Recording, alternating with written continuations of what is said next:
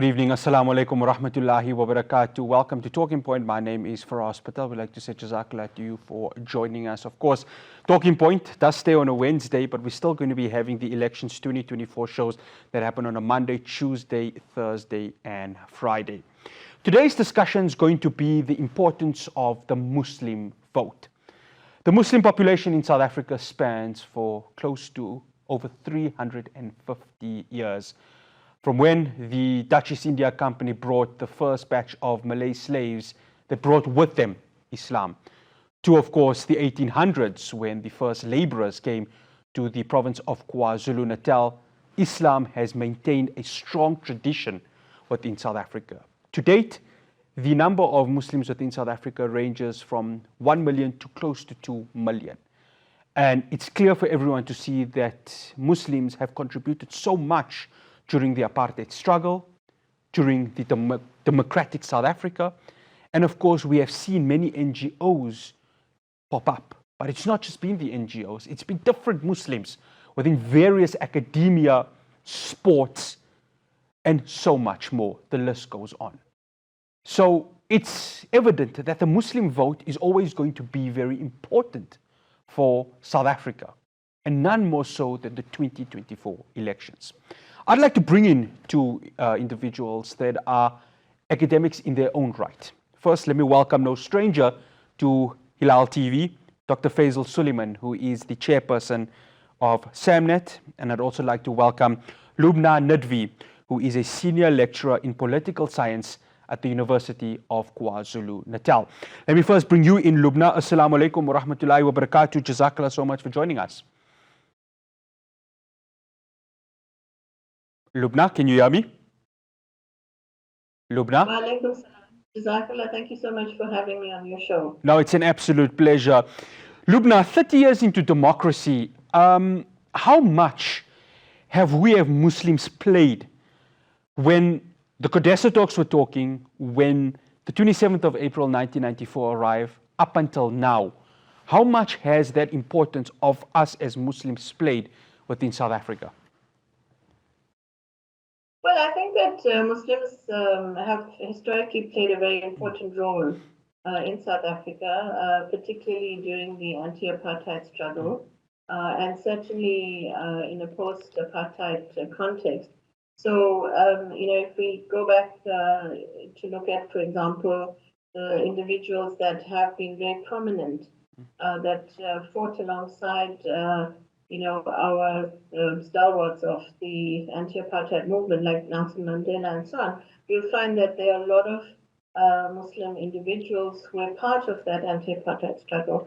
And in the post-1994 context, you'll find that while in the beginning there was some sort of discussion, debate, and concern about whether Muslims should actually participate in politics, whether they should vote, whether they should be involved in this post-apartheid dispensation, we find that over 30 years, that issue has been actually resolved. And you'll find that even the ulama and many other religious scholars have said, well, it's very important that we as Muslims participate in the political space, and we are citizens of this country.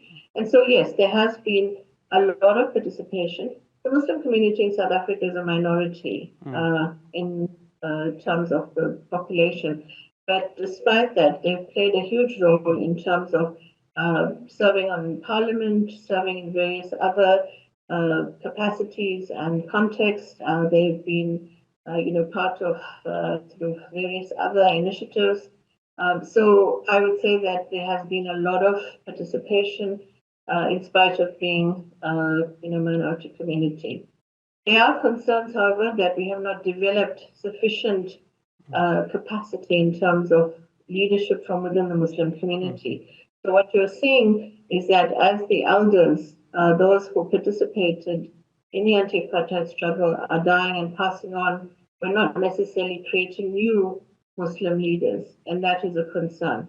And I think that that is something that we actually have to address as we move forward. Assalamu alaikum to you, Dr. Suleman, and Jazakallah so much for joining us. Dr. Suleman, the list of anti-apartheid stalwarts from within the Muslim community the names are all there. The likes of Farouk Mir, Fatima Mir, Amina Kachalia, Ahmed Katrada, the list goes on. Lubna spoke of something very important, of course, leadership within that time. They were ready to make that step, weren't they? And of course, it started with the Natal Indian Congress, spread through to the Transvaal Indian Congress, and of course, they entered within the ANC to play a huge role within politics, not just the ANC, but the Black Consciousness Movement also, and so many other anti-apartheid organizations. Leadership was there, wasn't it, Dr. Suleman? Yes, wa alaikum assalam wa rahmatullahi wa barakatuh, and of course, thank you for having us. Absolutely. We mustn't forget that it was a Muslim family who actually brought down Mahatma Gandhi from India to fight legal cases that they had with the British. At that time, as British citizens, there was discrimination against people of color in terms of trade, etc. And Mahatma Gandhi was brought down by the Javeri family to fight these cases. And of course, the rest is history. And as you rightfully said, just this weekend in Durban, we attended a commemoration or a meeting looking at 120 or was it 130 years of the Natal Indian Congress. So yes, even within the within the ulama fraternity, the likes of Maulana Stimol, Imam Harun, who paid with their lives for the struggle, and others who were incarcerated, who were tortured, who were killed. There was a defined goal. Our forefathers came here primarily, as you mentioned. They were those who came as political refugees in the Cape, and then the slave class, the merchants, the likes of ML Sultan, who came in as an indentured laborer. And today, the name is synonymous with charity and with institutions. Then the merchant class that came in later on, the trading class. But all of them set up institutions. Primarily, of course, the focus was mosque, religious madrasas, and to some extent schools. From there, rightfully as the Quran commanded us, you saw progression into politics and deeply embedded within the PAC, the ANC. Let's not forget the role of Muslim countries during the anti-apartheid, both in terms of training, resources, and abiding by the BDS movement against South Africa, whether it was sporting, cultural, sanctions, etc. The countries were at the forefront of not engaging with apartheid South Africa. Post-apartheid, yes, I think we watered the plant of charity, and that plant has grown. Perhaps we didn't water the plant, or we didn't even plant the seed of future political development, and I think that's why we're still at the shrub stage. With that one, unfortunately, but I mean, we still, it's not too late to plant that seed, to get activism going in our universities and the MSAs. Where Lubna teaches, that sort of thing. So yes, you mentioned in the introduction, NGOs always sprouted primarily though in social welfare, in relief, in charity, because that's what was that's as I said, the plant that was watered. But now we also realize the importance of politics. There are some constituencies who still think it's not permissible, but I think they're small. I think the vast majority of Muslims understand the need to get involved in one way or the other. But we just need to nurture that and move from talk into, of course, now you've seen the sprouting, and we will talk to it, of course, of one or two Muslim-led or Muslim parties, Al-Jama having been the first. Originally, Shah Suleiman from Givers started the Africa Muslim Party in to contest in the 94 elections, but that was essentially for various reasons a non-starter. But we have progressed. We've seen black nationalism rise. We've seen the rights of minorities perhaps being impugned, and that may give impetus to parties that dedicate themselves to national issues, but also to the securing of minority rights for certain communities. So that may in itself provide an impetus. And there are obviously other issues that are specific to the Muslim community, but of course, maybe we can talk to that. Yeah. But clearly, we need greater leadership, and we need greater impetus in the political sphere. Which is getting started after the break. We're going to be talking about the importance of the Muslim vote, why this remains very important. Cast your mind back to 1994, and of course, if you were young enough to remember 1994 elections, you will understand just how much of that euphoria came in. We'll be back after this break on Talking Point.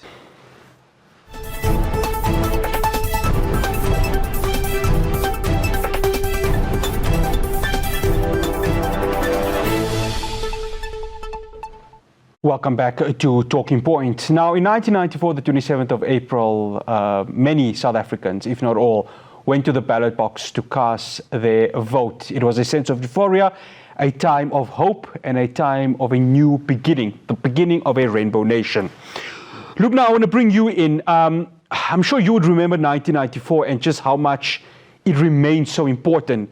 I get told stories from my parents, and so many others, just how many of our people, the Muslim people, went into the polling stations and really a sense of hope had occurred.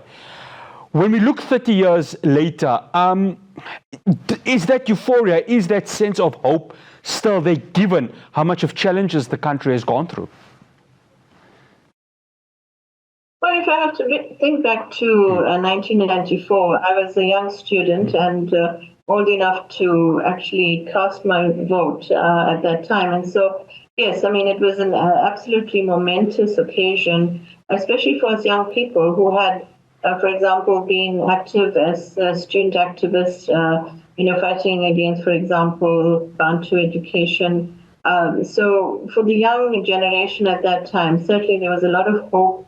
There was a lot of, sort of positivity to look forward to. And alongside our peers, our elders, we went and stood in long queues and cast our vote. And in the early years since then, everyone thought that this was a miracle that had happened. The concept of the rainbow nation, the term Simonia as it was thrown around, this idea that we are all one and that we have come together despite our differences, despite our sort of different race and religious and other, differences that existed amongst us. But I think that over 30 years, what we've seen is a very clear decline in terms of, first of all, the issue of good governance. We've seen that there's a lot of corruption that has entered our political space. There's a lot of basically lack of good governance that we see happening. The crime levels have gone up. The sort of service delivery has just declined so badly that it's unbelievable that, we should be in this situation. And many people have said that in 1994, when the country was handed over to the newly elected government, most things were working. Electricity was pretty much in good shape. Water provision, refuse removal, and all kinds of other basic services that citizens are entitled to were being done quite effectively. But over a period of time, what we've seen obviously is this whole business of what many people call cadre deployment, the just poor governance, and that has led to incompetent people who have been appointed to, provide service delivery, and the decline is clear and it's evident. And in terms of whether you're a Muslim or any other religious or race group, you will see that this decline is there. And Muslims have indicated that they have obviously, seen this quite clearly, and it is something that people are talking about, in all of our religious community spaces. The decline is evident. Dr. Suleman, 1.5 to 2 million Muslims. I don't know the exact number as we speak right now, but this is according to Census South Africa. When you speak to many of the younger Muslim generations, those who probably turn a blind eye to maybe the politics of what's happening in South Africa, you ask them, okay, why have you registered to vote? They'll say no, because what's the point of voting? If I'm going to vote, I'm going to vote for basically another government that's going to come in, and it's basically going to be 2.0 of the previous one. How do we change that mentality, Dr. Suleman? I know it's not an overnight fix, but how do we do it to try and convince the youngsters And it's not just maybe youngsters also. You get a few elders that may have the same thinking to say, you in a democracy, do not take it for granted. Yeah, tough one. It's what we at SAMNET have been trained to do for. Yes, I do know that. Yes, of course. 2 decades. As I said, it's a plant that we need to water. So, as you say, we don't have really accurate statistics, but even if we took, 900,000 and we subtracted the elderly, the young people, etc., maybe a voting population of 600,000-700,000, out of which traditionally fewer Muslims than the average of the national average had registered to vote. So even if we take 30%, or 40% perhaps for this election with maybe a bigger interest in it, maybe 40% because there are constituencies who, large constituencies, Tabligh Jamaat, etc., followers of some people in far-flung, small little flat earth society places in PE and elsewhere, who don't believe that you should take part in politics. So if we subtract all of that, maybe we have a registered Muslim voter population of about 300,000, 400,000 at most, I would think. That would be optimistic. Voter turnout traditionally 50% and remain declining. So if we follow the same pattern and the weather is good and there's no heavy rain and people don't go standing in the queue, that leaves us with about 150,000, at most 200,000 Muslims who will vote. We can still make a difference, particularly in the Western Cape. And hopefully with programs like these and the ulama coming on board and urging absolutely everybody who's registered to vote, that the Muslim community goes out and sees an 80% return on if we make provision for the sick and people out of the province and maybe the elderly who don't go do a special vote. If we can get 80% of those registered to vote to come out and vote, that would be great. But yes, the apathy that you referred to is there. And it's partly because post-94 as a whole, civil society put their faith, or we put our faith in the ANC government. When Smuts and Gonyama said we didn't struggle to be poor, we should have all lit up our heads and said, whoa, if this is coming out of a Robben Islander, then we need to be very careful when we're paying the price today for having abandoned the role of oversight and civil society calling the government to book. And so therefore, those after, especially if you look at those who've been looking at politics in the last 2 elections, one would understand, I wouldn't agree with it, but understand the rationale for thinking what's the difference. No matter who you vote for, they're either giving their vote to the ANC in a coalition, like has happened in the municipalities, or no matter who you put in, under Zuma government, under Mbeki government, under Ramaphosa government, the corruption, the nepotism, the deployment of incompetent cadres hasn't stopped. Let's make clear, the DA has been no saint in this either. It's easier to point to the national government, but where the DA rules, we've seen the same thing. The poor, the marginalized, the non-white population have not benefited as much as far flung from what the white constituency of the DA has benefited. And of course, there's the element of religion and international politics, especially as far as the Middle East and Palestine goes. So all of those weigh in, and you may know that we're running a survey at the moment, and preliminary results, maybe we can talk to that, the SAMNET survey that's running on politics. But how do we reinvigorate? We need to make, our people understand that, so we said 300,000 or 200,000, and if we have a voter turnout of 8 or 9 million, 8 or 9 million, if there's or let's say registered voters, maybe Lubna has the more accurate figures. But if 7 or 8 million people are deciding the fate of 50 million or 60 million people, and of those, even if the ANC gets 50 or 49, which means 6 million people have determined the fate of which way the country goes, policy, etc., then by you abstaining and you not taking part, you are literally tripling the value of the vote of those who do go to vote. That's what you're doing. Not only are you not participating, you're increasing the value of those who do vote to determine the course of your life. your future. Dr. Suleman, I have to stop you there. We've got 2 minutes. I just need to get a minute out of both you and Lubna. I'm going to start with you, Lubna. If we are taking the census statistics, the 1.5 million Muslims, within the minute, how much of a difference is it going to make?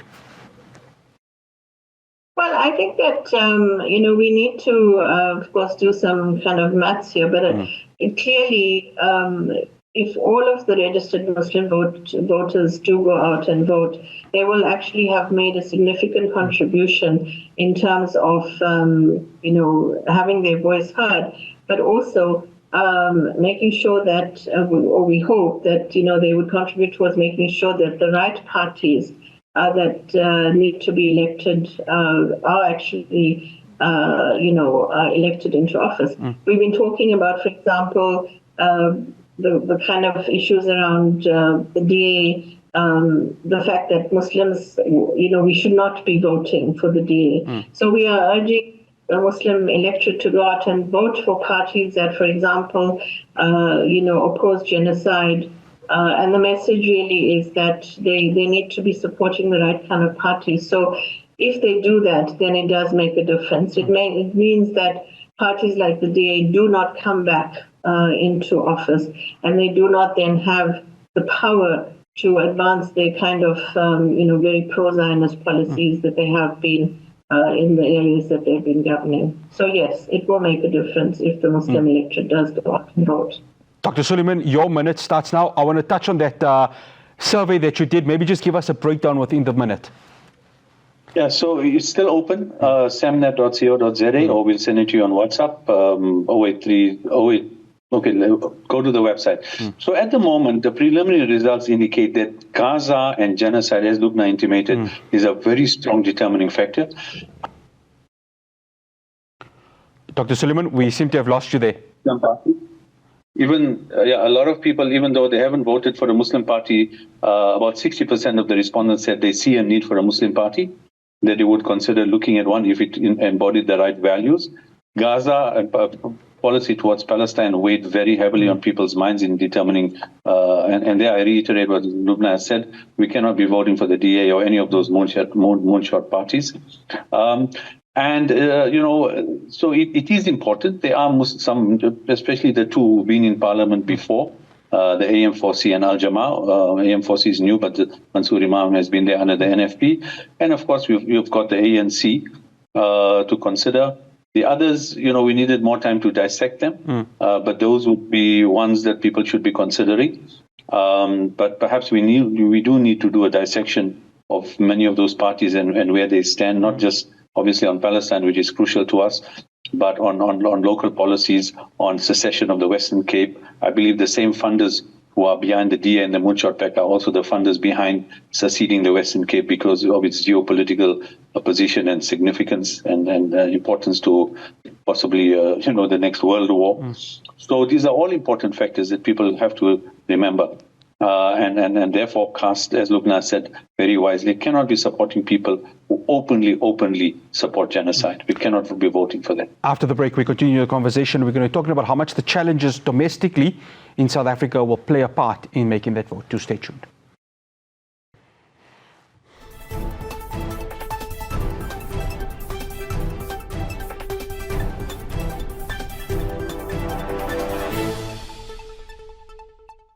Welcome back. Now, of course, the genocide in Gaza is taking a big chunk of what voters will be deciding on, but we will be talking on that in the next segment. We want to focus, though, now on domestic issues, and of course, so many of them.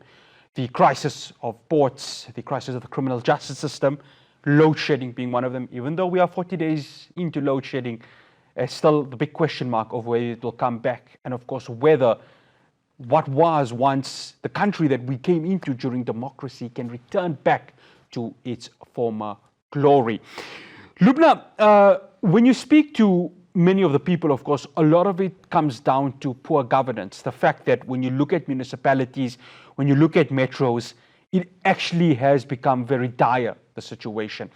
Lack of service delivery, and the fact that the basic needs as per the Bill of Rights are not being fulfilled by these specific leaderships. That's got to play a huge role, doesn't it?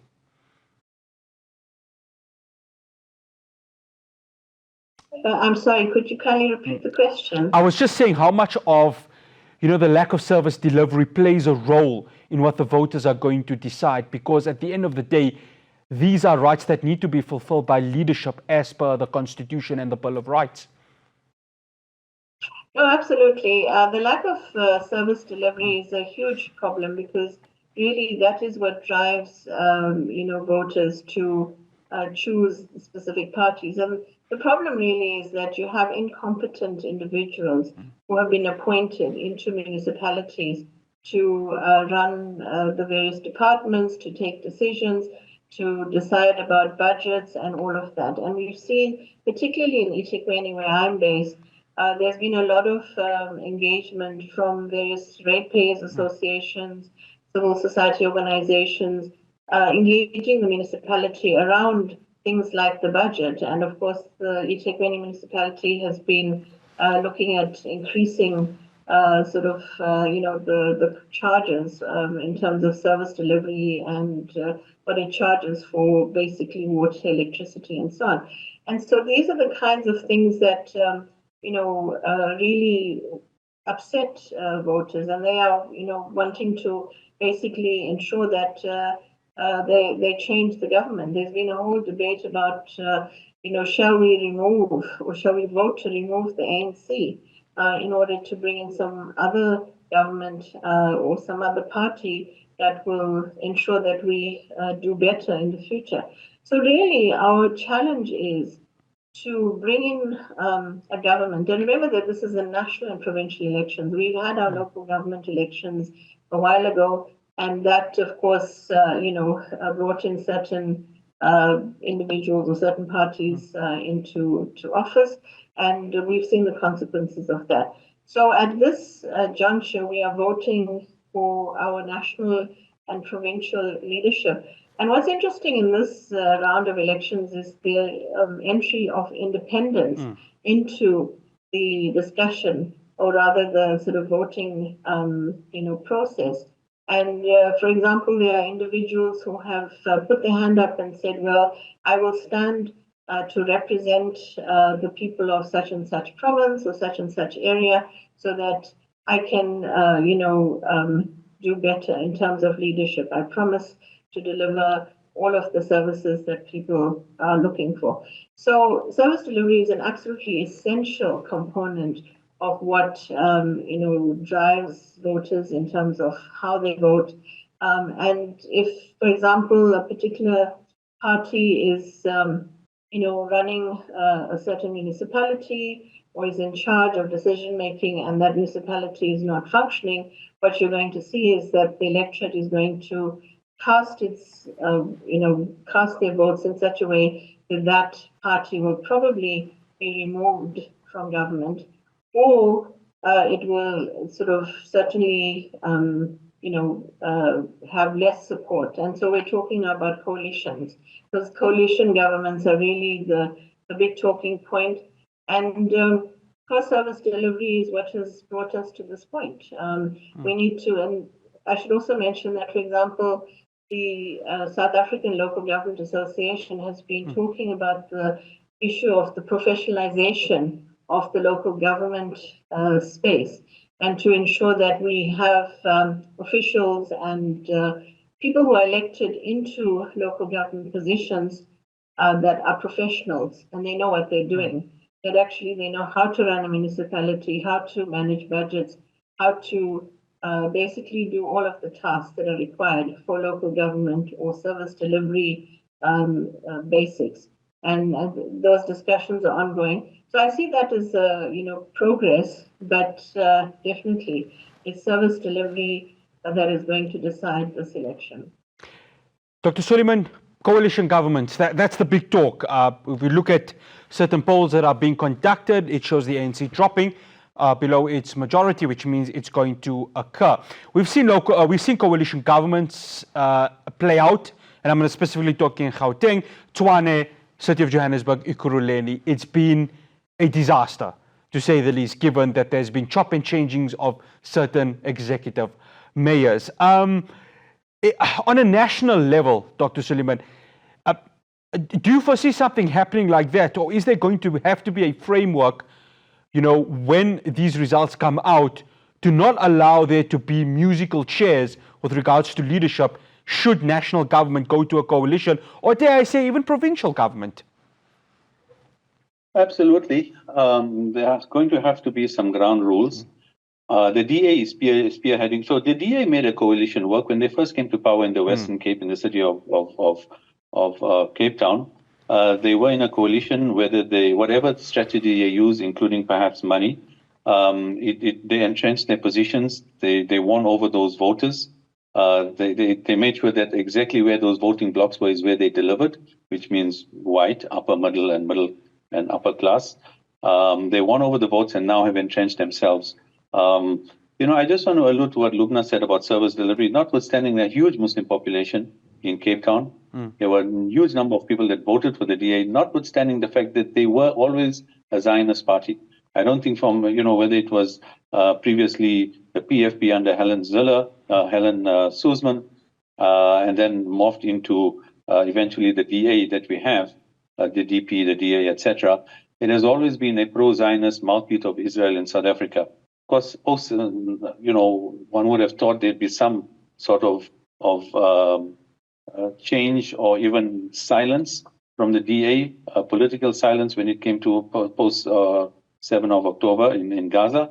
But instead, you saw an absolute 100% support for the genocide, an unequivocal, unashamed support. So now whether those voters in the Western Cape will shift, given this, that have previously, especially the Muslim voters that previously and the colored voters who have voted for the DA because perceived to be better service delivery than even when you had a Muslim like Ibrahim Rasool as Premier of the Western Cape, etc. Remains to be seen. One would hope so, because the DA only delivered to their little white blocks. They have not been free of corruption. As much as the ANC, where the DA have been involved, you still have had entrepreneurship, perhaps not at the same scale, but then, of course, they weren't ruling at the same scale, one out of 9 provinces. So we haven't had clean governance from so many of them. There were 1 or 2 mayors who have stood out. The ANC has also had 1 or 2 mayors, etc. You're quite right about the circus that has gone on at a local level, including the eThekwini municipality, and how, at the moment, Al Jamaa has the executive mayorship of Johannesburg, but I'm not sure how much power the mayor wields when he knows he's warming the seat and can be removed at any one time when the EFF and the ANC have done their horse trading. So the DA at the moment is spearheading legislation that if you don't get at least, I think it's 1 or 2% of the public vote, then, for example, specifically they're not saying it, but it's to remove the likes of Al Jamaa having positions like the executive mayorship in Johannesburg, that you cannot occupy a position like that. That you must be having 2%, or I think it's 2% of the national vote in order to qualify for a position like the NEC voting legislation in some of the Nordic countries. Whether for an emerging democracy and the time of number of parties that we have, whether that is a good thing or bad thing, I don't know. But if the DA is pushing it, then it means they want to ensure that something like that doesn't happen in the Western Cape. In Johannesburg again. Dr. Suleman, Maf, I have to stop you there because we have to go for a break. After the break, we talk about the genocide in Gaza and how much of the influence is it going to be in 3 weeks' time. Do stay tuned.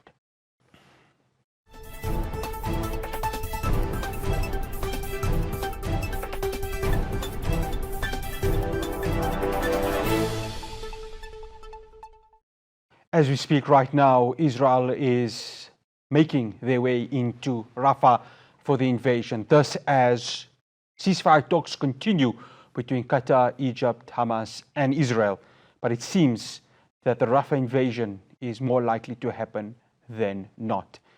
Over 35,000 Palestinians have lost their lives in Gaza, and it has reverberated across the world, and not less here in South Africa.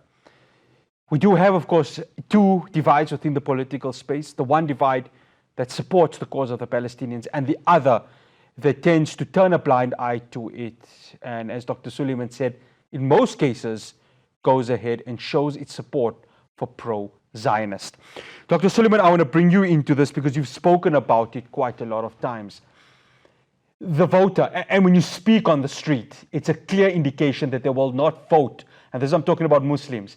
They will not vote for any of the parties that are pro-Zionist. But it's not just become Muslims.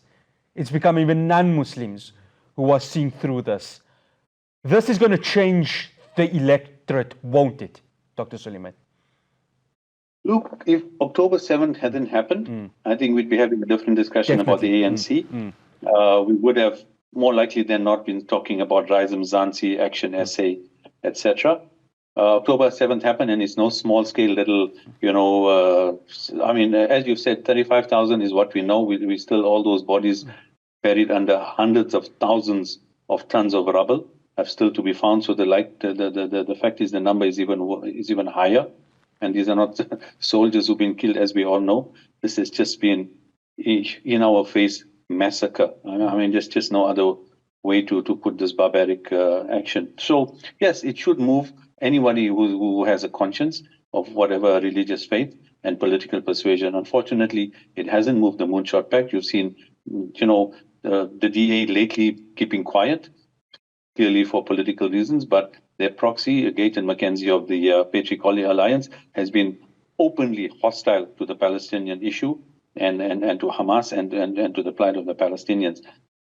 So you've had the likes of Rob Hirsch of Moshal openly funding these campaigns, unashamedly Zionist. You've had, this group, this coalition. If you look at some of their meetings or some of their podcasts and look in the comments below, you will see their supporters openly. And this Rainbow Nation, the death of it is clearly evident in the comments when you see some of these podcasts in the comments from the supporters about Islam, about Muslims, about Hamas, about the Palestinian people. It's like like they're animals, and they deserve. They're even urging even more. You look at some of the comments now and say, wipe Gaza out, make it completely uninhabitable, which is what, of course, Netanyahu's aim is here. So yes. Just a point for us, what I think is important before I lose that train of thought. A lot of people are saying, why vote for a small party if they're going to go into a coalition with, for example, the ANC, and one hopes not with the Moonshot Pact. The one rationale that I have for saying to people that perhaps there is value in voting for one or two of the small Muslim parties is this: even if they do end up going into a coalition with the ANC, your 1 in 5 million votes or 6 million votes for the ANC doesn't buy you much leverage. However, if we can rally behind some of these smaller parties, yes, they get smaller time in parliament, but Mansour Sheikh showed if you use that time valuable enough, you can make a difference. I mean, he spearheaded the fact that Palestinians don't have to get visas to come in. Al-Jamaa, concentrated on the Muslim marriage bill, and that was fraught with problems from the outset. But they used their time effectively.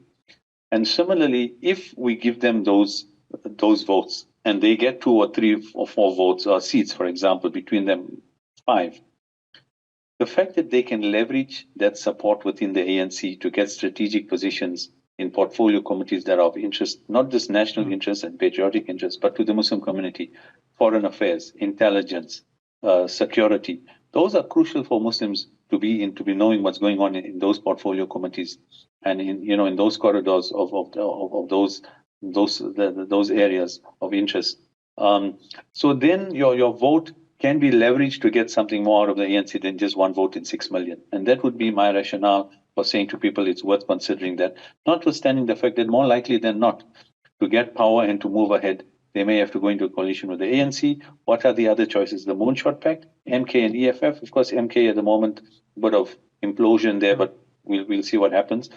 But an ANC EFF coalition with the MK, or versus helping the ANC with checks and balances. I think the ANC themselves understand now that what has happened cannot continue, and one hopes that there's going to be a renewal. I mean, Mavuso Msimang spoke, unambiguously about the fact that the ANC either has to change or then has to be brought down, and that is where we have. And coupled with civil society, the strengthening of civil society structures, Chapter 21 institutions, etc., is how we go about bringing the future for us. We're not going anywhere. For us, for our children, etc. Coming specifically to Gaza, clearly it has changed the political landscape. And as far as especially the Western Cape is concerned, because that is where I think the Muslim vote is crucial. those numbers can make a huge difference. I've said before, from all of talks and podcasts I've been following, a lot of the same funders that are behind the DA and the Moonshot Pact, they spoke about Gayton McKenzie mentioned a 2 billion war chest, out of which he was offered 200 million.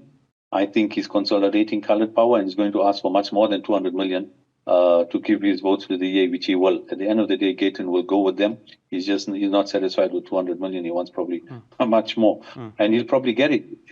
Those same people are funding the independence movement of the Western Cape. So it's not just about this election. It is about the future of the Western Cape. It is about having American bases and having little Israel being created in the Western Cape to serve, just as Israel in the Middle East is this little cancer. To have a little Israel in the Western Cape will be a cancer for Africa more than it already is. Dr. Suleman. So, Maf, I have to stop you there because we've got 5 minutes left of this program. I have to bring in, of course, Lubna into the conversation. Lubna, the DA, they could have taken advantage of the ANC's mishaps for the last 30 years, especially within the Muslim vote. They haven't done so. It's because they haven't spoken up strongly against the genocide that is happening in Gaza right now. That's going to play a huge role, won't it? Not just nationally, but in the Western Cape, where it is the stronghold of their power right now. Oh, absolutely. As Dr. Suleman said, the events of 7th of October last year had not happened, the outcome of the elections this year would be very different because, the DA does have a sort of a support base within the Muslim community, but of course, in the Western Cape in particular, but of course that has changed considerably. And because of the DA's position, particularly on Israel, it will lose a lot of support from the Muslim electorate in the Western Cape and, of course, from the Muslim voters across the country. And I think that, that is something that it has to live with. Also, recently, the behavior of the DA in terms of, its adverts, it has recently put out an advert burning the South African flag. And that is, an absolute just shocking a way to try and get its message across. So I don't know that it's going to win voters from any other group, whether it's Muslims or not. So I think that the DA has really shot itself in the foot on multiple levels with the support of Israel, with the way that it's campaigning, with the messaging that it's putting out there. So I really think that it's going to lose a lot of support. If you look at, for example, the smaller parties, I think that they do actually have a lot to offer in terms of, and we talk about a strategic vote or a tactical vote, and if you do get some of the smaller parties into government, they can play a huge role in terms of supporting the positions of, the parties that have a larger chunk of the seats in parliament especially. And I think that that is the way that this election is going to go. So the DA is going to lose support, even though it's predicting that it's going to remove the ANC from power. I think it needs to worry about its own, sort of power base at the moment. Lubna, Dr. Suleman, Jazakallah so much for joining us here on Talking Point. Much appreciated. Assalamu alaikum wa rahmatullahi wa barakatuh to both of you. Thank you for having me. Absolute thank pleasure. you so much for having me. Absolute pleasure. That's Dr. Faisal Suleman, chairperson of SAMNET, and Lubna Nadvi, senior lecturer in political science at the University of Kwazulu Natal. That's all we have for you from Talking Point, from myself, Fahraaz Patel, and the rest of the team in Johannesburg. Assalamu alaikum wa rahmatullahi wa barakatuh.